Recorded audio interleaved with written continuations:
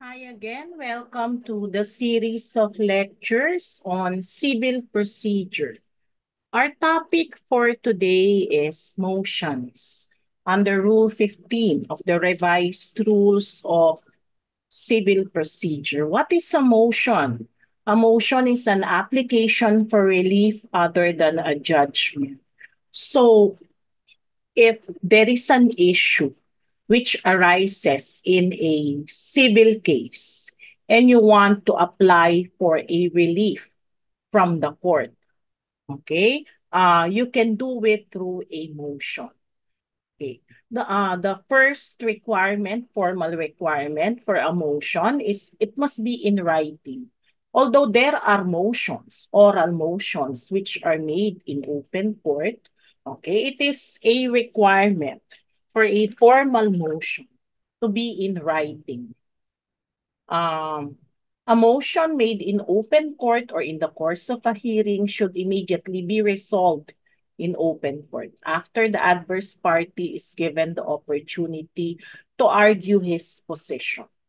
When a motion is based on facts not appearing on the record, the court may hear the matter on affidavits or depositions presented by the respective parties. So, for example, you submit a motion for the case to be submitted based on judgment on the pleadings or for summary judgment.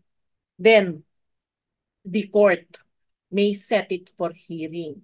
Okay, and you will present your respective arguments relative to your position on why the case should be submitted for summary judgment.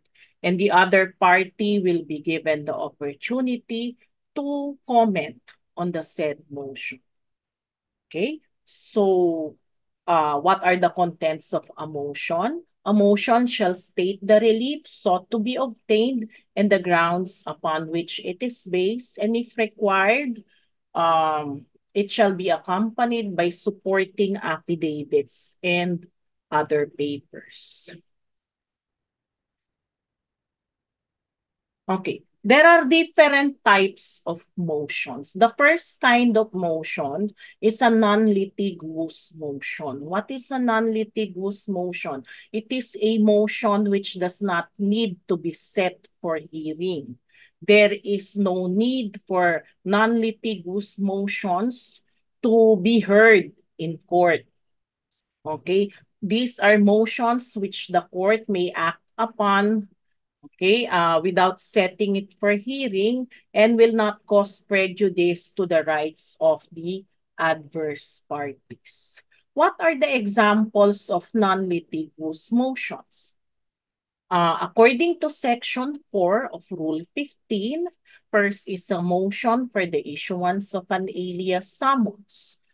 Why? Because when summons are lost or destroyed, the original summons, okay, the plaintiff can ask the court for the issuance of an alias summons. At that time, there is as yet no defendant because the defendant has not yet filed any answer. So jurisdiction of the court has not yet been obtained over the person of the defendant. Motion for extension of time to file an answer. There is also no need for that motion to be set for hearing because at that time, um, although the defendant has already been served with summons, it will not cause prejudice on the part of the plaintiff to if ever the motion is granted because the right to file an answer is a right on the part of the defendant, and the preparation of time for the filing of an answer is a right in favor of the defendant. Motion for postponement. Okay. The reason why motion for postponement does not need to be heard in open court is because it is usually urgent. Okay. So, if due to force majeure or acts of God, the plaintiff or the counsel or the witness will not be able to attend the hearing, then a motion for postponement is filed. Okay, motion for the issuance of a writ of execution. Why does it? Why is a hearing dispensable? Okay, if you have a motion for issuance of writ of execution, because the when you file a writ of execution, the judgment is already filed. Okay. Motion for issuance of an alias writ of execution. So the same reason as the previous as letter D. Motion for the issuance of a writ of possession. So when you have a writ of possession, there is no need for setting it for hearing because writ of possession, especially in expropriation cases, issues as a matter of right once there is already a deposit of the zonal valuation. Okay, motion for the issuance of an order directing the sheriff to execute the final certificate of sale. So there is no need to set that for hearing. These motions shall not be set for hearing and shall be resolved by the court within 5 calendar days from receipt. Okay, so the court only has 5 calendar days to resolve the said motion. Now, will you ask the other party to comment even if there is no need for a hearing? Okay.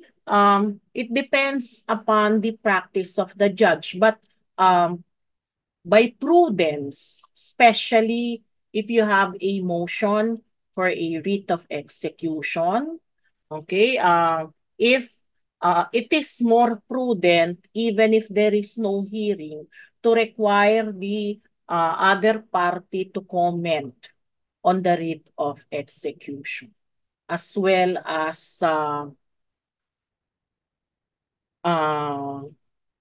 however, with respect to the other motions, such as a motion for postponement, there is no need to require the other party to comment on the motion for postponement. Okay, it can be resolved by the court even if without even requiring the other party to comment because these are non-litigious motions. Okay. On the other hand, we have the so-called litigious motions. So these are motions which must be set for hearing, and the other party must be given the opportunity to submit his comment or opposition to these motions. So what are litigious motions? Motion for a bill of particulars. So before filing an answer, if the defendant files a motion for a bill of particulars, the defendant must justify the details or what is the reason why he is filing a motion for a bill of particulars and the details desired from the plaintiff. Okay, motion to dismiss. Okay, the motion to dismiss must state the grounds relied upon for the dismissal of the case. And it must be set for hearing because the plaintiff must be given the opportunity to oppose this motion. Motion for new trial as well as motion for reconsideration. Okay, so in these cases, the ground relied upon why you want to have a new trial, as well as the reconsideration of the decision of the court must be set forth in the motion. Okay, and the plaintiff must be given the opportunity to oppose or comment on the said motion. Motion for execution pending appeal. So, as we have discussed previously, as a general rule, if you have a motion for execution, it is a non-litigious motion. But if there is a pending appeal and you want to execute the judgment, that must be set for hearing. And the other side must be given the opportunity to comment. Okay? Another litigious motion is motion to amend after a responsive pleading has been filed. So if you want to file an amended complaint and the answer has already been submitted, you have to ask for leave of court to file an amended complaint. So in that case, the motion to amend must be set for hearing. Motion to cancel a statutory lien. Motion to an order to break in or for a writ of demolition. Okay, so in these cases, these are again needed to be heard in open court. Motion for intervention. Why is there a need to to have this set for hearing? Because the parties must be given the opportunity to submit their opposition or comment, because a person who is not a party to the action wants to come in and be a party in the case. So he must justify if he has the interest that is required either in the subject of the litigation or in the success of either of the parties to the action. And that the court must be given the opportunity to assess whether or not the intervention will not delay the proceedings, or it can be resolved in a separate proceeding. Motion for judgment on the pleadings, as well as a motion for summary judgment. Again, okay, these must be set for hearing because the grounds relied upon must be stated in the motion. Why you think that there is no need to conduct trial and proceed immediately to judgment, and the plaintiff must be given the opportunity to comment. Demurrer to evidence. A demurrer to evidence, again, must be heard in open court because the plaintiff must be given the opportunity to comment on why he or she has presented sufficient evidence to support his claim. Motion to declare the defendant in default. Again, this must be set for hearing, and you must submit uh, the reason or justification why the defendant must be declared in default. Proof that despite receipt of the summons, he has not appeared or has not filed his answer to the complaint. Okay, all motions shall be served by personal service, accredited private courier, or registered mail, or electronic means to ensure their receipt by the other party. The opposing party shall file his opposition or comment to the litigious motion within 5 calendar days from receipt. The motion shall be resolved by the court within 15 calendar days from receipt of the opposition. So unlike non-litigious motions wherein the court is given only 5 calendar days, litigious motions must be resolved within 15 calendar days from receipt of the opposition or from the expiration of the period to file the same. Hearing of litigious motions is still discretionary. So it is discretionary upon the court. However, the giving of the opportunity to the other party to comment is a must and is required by due process. So it is discretionary upon the court to conduct a hearing to hear the said motion, but it is required, okay, to direct the other party to submit his comment or opposition to the motion. No written motion shall be acted upon by the court without proof of service to the other party. So when you submit a motion to the court, there it must already have been served to the other party. Okay. There is a motion day. The motion day of civil cases is usually set on a Friday. Then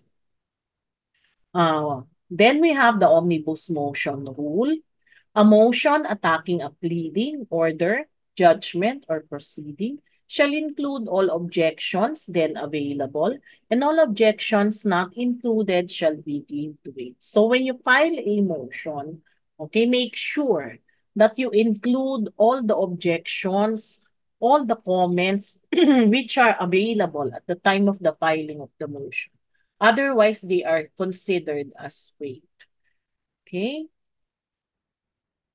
So aside from litigious and non-litigious motions, we also have the so-called prohibited motions. So these are the prohibited motions are as follows. They are not allowed. Okay, if if you file this in court, it will not be acted upon by the court. It will be treated as a mere scrap of paper. Okay. As a general rule, a motion to dismiss is not allowed. It is a prohibited pleading, except only on very limited grounds. So the only motion to dismiss which is allowed by the rules are as follows. Motion to dismiss based on lack of jurisdiction over the subject matter of the claim. Okay? And another motion to dismiss that is allowed is litis pendentia, meaning there is another action pending between the same parties for the same cause. Okay, and number three, that the cause of action is barred by prior judgment, so res judicata. So there is another action which has already been decided involving the same parties, subject matter, causes of action. And the last one is a motion to dismiss based on the statute of limitations. So prescription.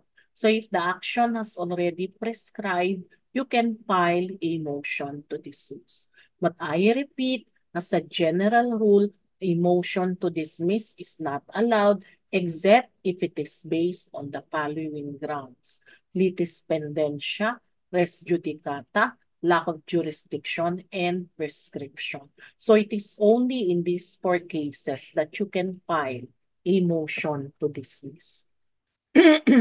Another prohibited motion is a motion to hear affirmative defenses. This is a very common mistake among law practitioners. When they file an answer and there is an affirmative defense which is set up in the answer, they would file a motion to hear affirmative defenses. This is now prohibited under the rules. Motion for reconsideration of the court's action on the affirmative defenses. So an MR is also not allowed. Motion to suspend proceedings without a TRO issued by a higher court. So you cannot, for example, if you have filed a petition for certiorari before a higher court with application for a temporary restraining order, you cannot, by the mere invocation of the said proceedings, which is elevated to a higher court, you cannot suspend the proceedings in the trial court unless there is a TRO issued by the appellate court. Motion for extension of time to file pleadings, affidavits, or any other papers except a motion for extension of time to file an answer. So the only extension of time which is allowed by the rules is a motion for extension of time to file an answer.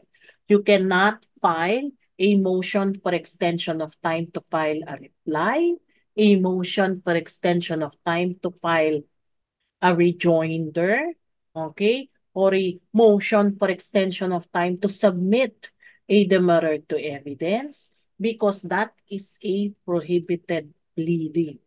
Okay, so the only the only pleading allowed for extension is an answer. Okay, but other pleadings, you cannot file a motion for extension of time. Okay, another prohibited motion. Motion for postponement intended for delay. except if it is based on acts of God, force majeure, or physical inability of the witness to appear and testify.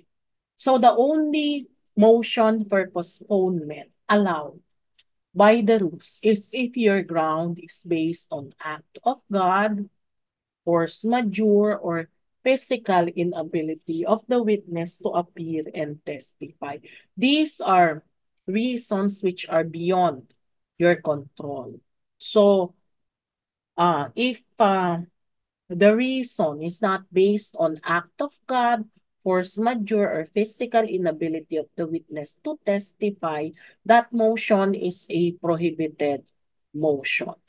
Okay, and if the motion based on these grounds are allowed, the court must state in the order granting the motion that the presentation of evidence of the movant should be terminated on the dates previously agreed upon.